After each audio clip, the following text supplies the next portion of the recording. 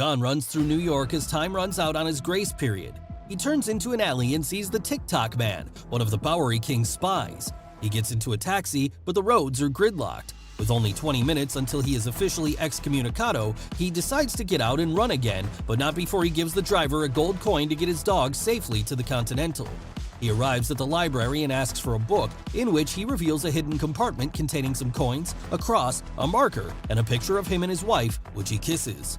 A large man, Ernest, corners him in the bookshelves. John tells him he still has time left, but Ernest doesn't care. Who's going to know about a few minutes? The two have a fight which culminates in John using the book to break Ernest's jaw and snap his neck. It leaves him with a bad stab wound on his shoulder though, so he visits the doctor at his home address with only 5 minutes to go. The doc agrees to help, but has to stop stitching halfway through. The grace period is over. John's $14 million bounty is in full effect. After stitching himself up and taking some pills, John shoots and wounds the doc at his request to persuade the high table that the doc obeyed the excommunicado order.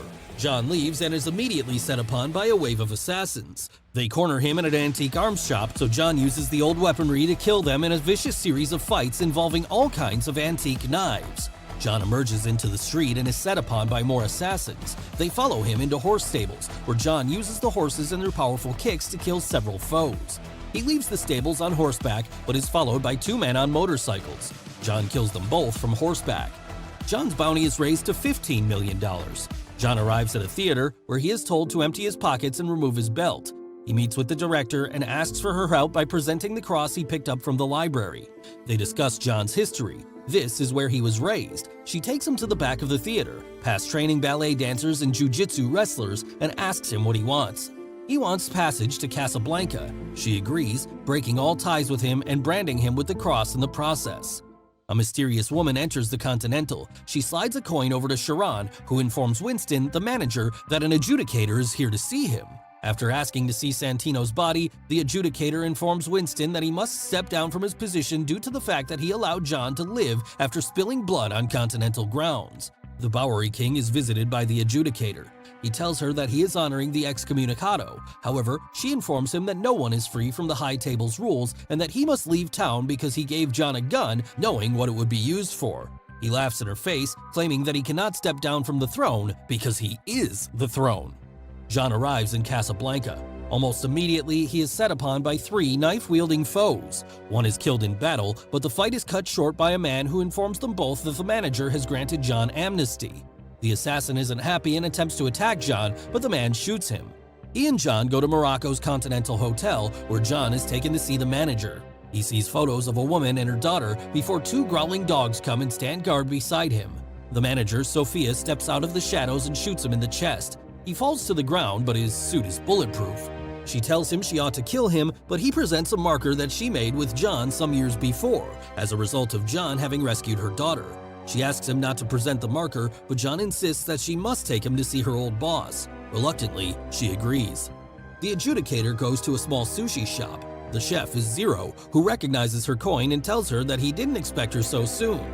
He already knows about John and is interested in hunting him down. The adjudicator tasks him with doing so, as well as going after all those who helped him. Sophia returns to John heavily armed. She hides a weapon on one of the dog's vests. John assures her he just wants to talk to her boss, but she's skeptical. They arrive at a complex and meet with Barada, Sophia's old boss. John asks Barada to take him to the Elder, the one who sits above the high table, so he can make amends. Barada doesn't know where he is, but knows that the Elder only finds those who he wants to find. He tells John to go to the desert and to follow the stars until he is almost dead, where the Elder may or may not find him. Before they can leave, Barada demands a gift. He wants one of Sophia's dogs, but she is unwilling to give the dog to him.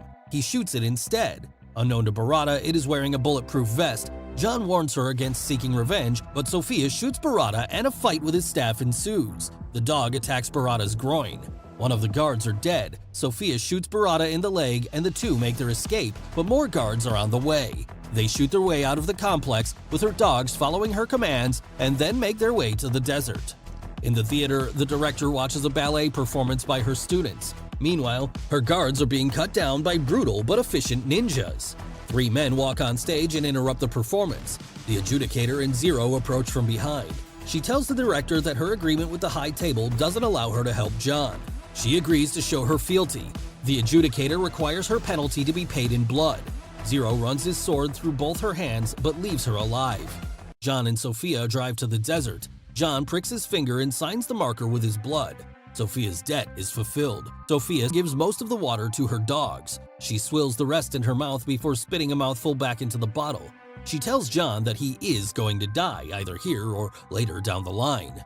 John walks into the desert with the bottle and she leaves. He walks across sand dunes for a day and a night before he collapses. In the Bowery King's complex, the ninjas brutally cut down many guards. Zero and the adjudicator approach the Bowery King on the roof. He tells the adjudicator that he is willing to show fealty, but she says that he has had his chance. He is defiant and sends his pigeon out of harm's way before Zero deals him 7 cuts as punishment for the 7 bullets he gave John. The Bowery King falls to the rooftop. In the desert, a cloaked man comes across John. Then, John wakes up in a tent. He is face to face with the Elder, who informs him that he has never seen a man so lost. He asks him why he wants to live. John says it is to remember Helen, so the Elder gives him a choice: die here or come back as the boogeyman again, remembering through death. He can never be out like he once was, but he can reverse the excommunicado. In exchange, he must kill Winston. John agrees and pledges fealty by cutting off his wedding ring finger, and he gives the ring to the Elder. The Elder accepts his pledge of fealty. He directs his staff to help him prepare for passage back to New York and provides him with new clothes. Upon arriving in New York, John comes face to face with 2 assassins. However, they are cut down by some ninjas. The ninjas take John to see Zero. John and Zero are about to fight, but a line of school children interrupt them. John makes his escape, killing 2 motorcycle ninjas and taking a motorcycle. Zero and his ninja assassins chase John. On the freeway, while driving at high speed, John kills several sword-wielding opponents. Zero chases him into the city, but they both crash near the Continental. Since John has his hand on Continental grounds, Zero cannot kill him. Sharon takes John to a waiting room and Zero follows. Here, he confesses how much of a fan he is. He tells John that they're the same, but John doesn't agree. John reunites with his dog but tells him to sit and stay once Winston is ready to see him. Winston meets John in a glass room used only when one needs to see what their opponent hides under the table. He knows John is here to kill him and prefers to be killed by a friend, but tells John that there is another way. He can pull the trigger and sell his soul, forever becoming the boogeyman and working for the High Table. Or he can stand and fight against the High Table, eventually dying as the man his wife loved. The adjudicator arrives to see if Winston will step down. He will not. She asks if John will kill him. He will not. So she declares the Continental deconsecrated. Business can now be conducted on its grounds, and both men are targets. Some of the High Table's finest will be joining them shortly. However, under the circumstances, Winston sees it fit to reinstate all of John's privileges. He'll need guns, lots of guns. John is shown to the arms room where he is told that the High Table have improved their armor and is recommended a stronger caliber round. Winston locks himself in the arms safe while John, Sharon, and some loyal men go to fight the onslaught of High Table goons. Their armor is tougher than anyone thought, so John has to get up close and personal.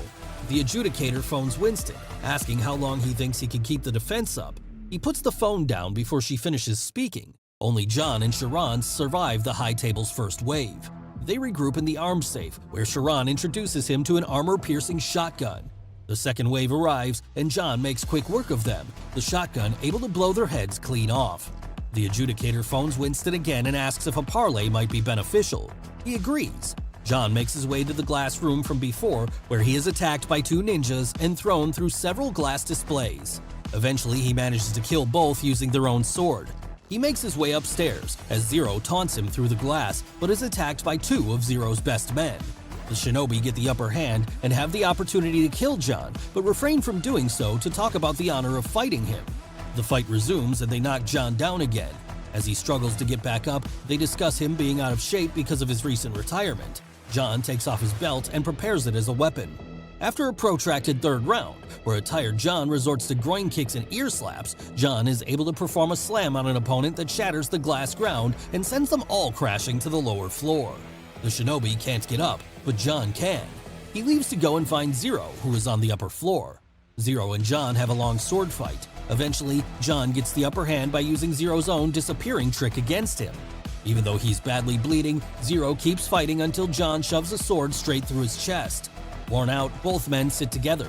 Zero talks about how good the fight was and tells John he will catch up to him. John says he won't. As John leaves, Zero slumps to the table, dead. Winston and the adjudicator are on the roof, having a parley. She tells Winston that this was just the first wave, and that more will come, and that the Continental will fall. Winston retorts by claiming he could take the Continental back. His ties go deeper than these walls. He is New York. John arrives as the adjudicator decides Winston's show of power was a show of fealty. She reinstates the Continental and him as manager, but tells him that something must be done about John. Winston agrees and shoots John several times. The bullets bounce off his jacket, but push him back until he falls from the roof, bouncing on various things which somewhat break his fall. Still, he hits the ground hard. The adjudicator is satisfied. As the adjudicator leaves, she decides she needs to check on John's body. She re-enters the Continental and tells Winston the body is gone. She tells him that they do not want John Wick coming after them. Winston agrees and whispers, "Baba Yaga." The TikTok man wheels in a cart as John's dog follows. He tips a battered and broken John out of the cart, who rolls to a stop in front of a makeshift throne. On the throne, drinking a soda, is the Bowery King. He is cut up quite badly and tells John to raise a hand if he can hear him. John's three-fingered hand goes up. The Bowery King talks about John's betrayal and the High Table's rules. He mentions that more things get done under the table, that he's really pissed off. He asks John if he's pissed off too. John slowly raises his head. He's bloody and has a messed up eye, but he can still answer, "Yeah." Thank you for watching. If you have enjoyed this recap, I would really appreciate it if you can hit the like button and subscribe, so you'll be notified whenever I have uploaded new videos. Cheers!